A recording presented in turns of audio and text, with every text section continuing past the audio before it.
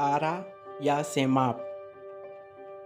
तमाम धातों में पारा एक अजीब धात है।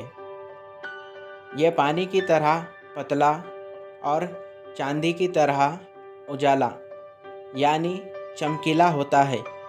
यह ज़रा सी हरकत देने पर इधर से उधर भागा फिरता है। इसीलिए तो बेताबी और बेकरारी में पारे की मिसाल दी जाती है।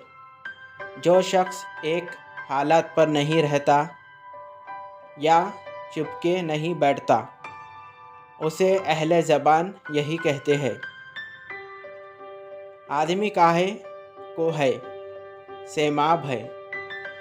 पारा मामूली सी हरारत में पिघल जाता है, लेकिन ज़्यादा सर्दी पाता है तो मंजमंद हो जाता है।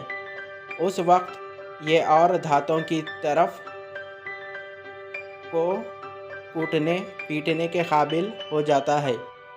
जब ज़्यादा गर्मी पाता है तो हवा हो जाता है। पारा हमेशा पानी की तरह बुखार जैसा बनकर उड़ जाता है। पारे से गर्मी का अंदाज़ा लगाने का एक अच्छा औजार बनाया गया है। शीशे की पतली सी नली को हवा से खाली करके उसमें पारा भर देते हैं।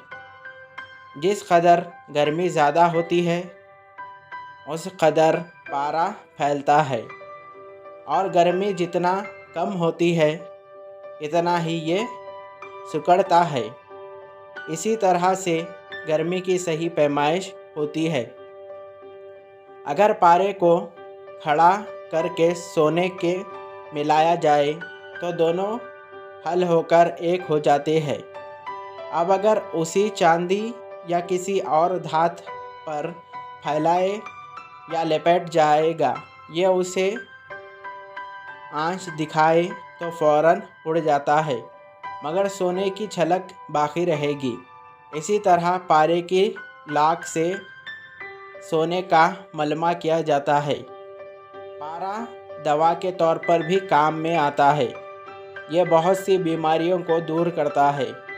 इसमें पानी से 13.5 गुना ज़्यादा वज़न होता है, यानी पारा सोने से ज़्यादा हल्का होता है और चांदी से ज़्यादा भारी होता है। यूरोप और जनूबी अमेरिका में पारे की खानें पाई जाती है। Thank you. हेलो व्यूवर्स, मैं हूँ आपका अपना दोस्त सलमान। उम्मीद करता हूँ आप सब खैरियत से होंगे। अगर आप मेरे चैनल पर नए हो तो मेरे चैनल को सब्सक्राइब करें और बेल आइकन को ऑल पे सेट करें, ताकि मेरी हर आने वाली स्टोरी का नोटिफिकेशन आपको मिलता रहे। अगर आपको ये स्टोरी अच्छी लगी तो इस स्टोरी को भी लाइक करें। तब तक के लिए मुझे दीजिए इजाज़त। Thank you for watching.